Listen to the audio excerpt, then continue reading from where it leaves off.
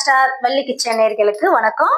இன்னைக்கு நம்ம சிக்கன் ஈரலை வச்சு ஒரு தொக்கு செய்ய போறோம். அது எப்படின்னு வீடியோக்குள்ள போய் பார்க்கலாம் வாங்க. இங்க பாருங்க, இது அடுப்பை பத்த வச்சுக்கோங்க. பத்த வச்சுட்டு இது சிக்கனோட ஈரல். இதுல சும்மா லைட்டா தண்ணி ஊத்தி ஃபர்ஸ்ட் நம்ம கொஞ்சமா அவிச்சிக்கலாம். இது வரைக்கும் போதும், தண்ணி ரொம்ப ஊற்றக்கூடாது. அதுல கொஞ்சமா நம்ம உப்பு போட்டுக்கலாம். கொஞ்சமா உப்பு போட்டுக்கங்க. போட்டுட்டு இதெல்லாம் கிளறி விட்டுலாம். கிளறி விட்டு இது கொஞ்சமா நம்ம ஒரு அரை வேக்கடை நம்ம வேக வச்சுக்கலாம்.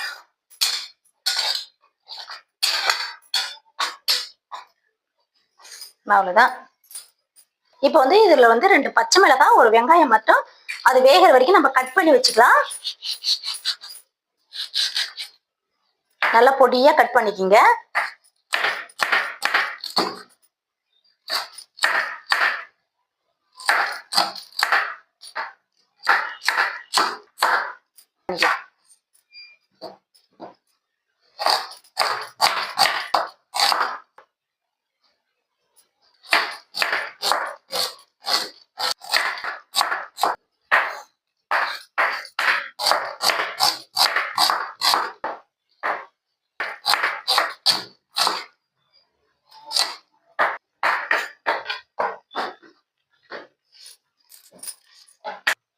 நெக்ஸ்ட் கொத்தமல்லி கட் பண்ணிக்கலாம்.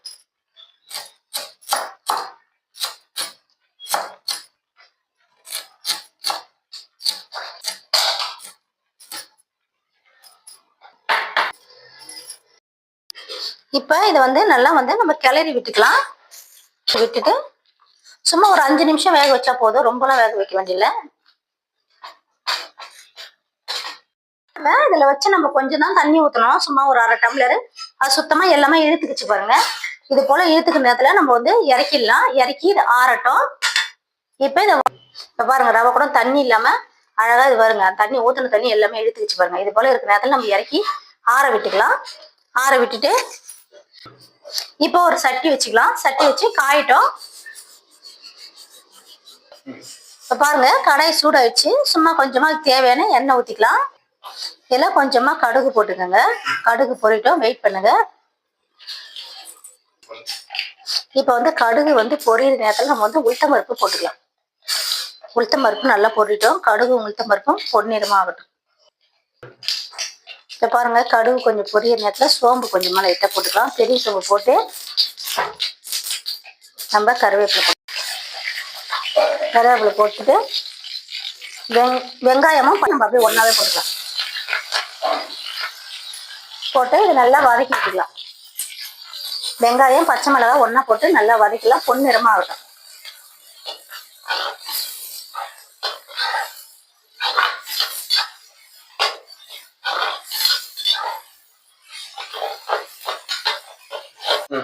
இங்க பாருங்க, இது வதங்கின்னு இருக்கட்டும். அதை மட்டும் நம்ம இந்த சிக்கன் ஈரல் பொடியா கட் பண்ணிக்கலாம் வாங்க. இங்க பாருங்க, இது நல்லா ஆறிடுச்சு. நீங்க இது போல அழகா பொடியா கட் பண்ணிக்கலாம்.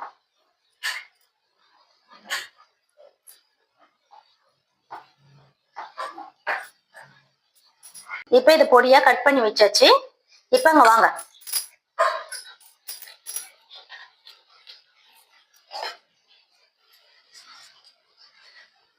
இதுல லைட்டா மஞ்சத்தூள் லைட்டா போட்டுக்கலாம்.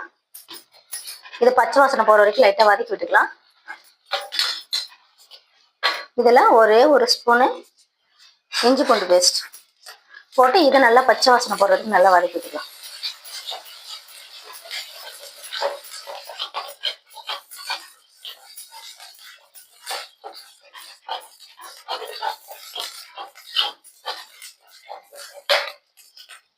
இப்ப இந்த எண்ணெய்க்கும் இந்த வெங்காயத்துக்கு மட்டும் கொஞ்சமா நம்ம உப்பு போட்டுக்கலாம்.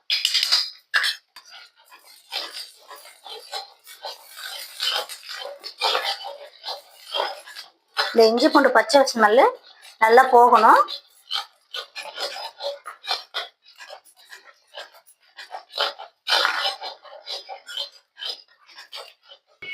இப்ப இந்த சிக்கன் ஈரலாம் நம்ம இந்த மசாலாவோட போட்டு நம்ம அழகா வைக்கலாம்.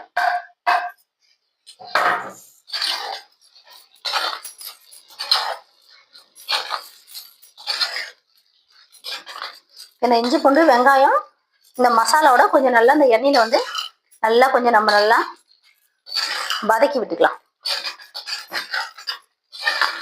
தண்ணி கிண்ணி எதுவுமே ஊற்றக்கூடாது, அப்படியே இது வதங்கட்டும்.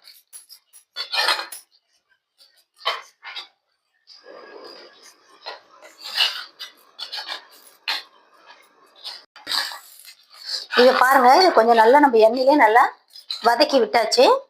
இப்போ வந்து வீட்டு குழம்பு மிளகாத்தூளும் கரம் மசாலும் வச்சிருக்கோம். இதை அப்படியே நம்ம வந்து இதில் ஆட் பண்ணிக்கலாம். ஆட் பண்ணி இது ஒரு பெரட்டி விட்டுக்கலாம்.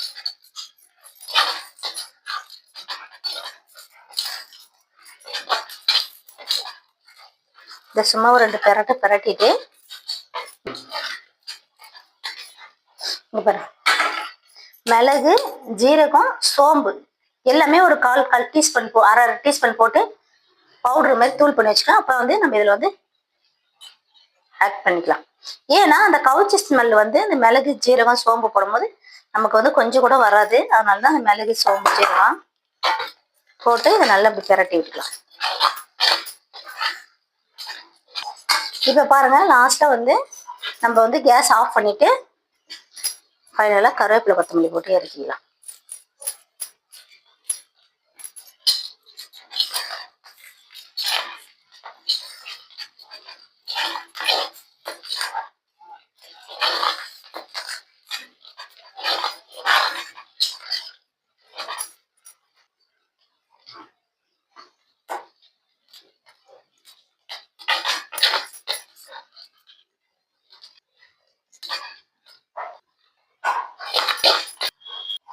கோழி ஈரல் ரெடி.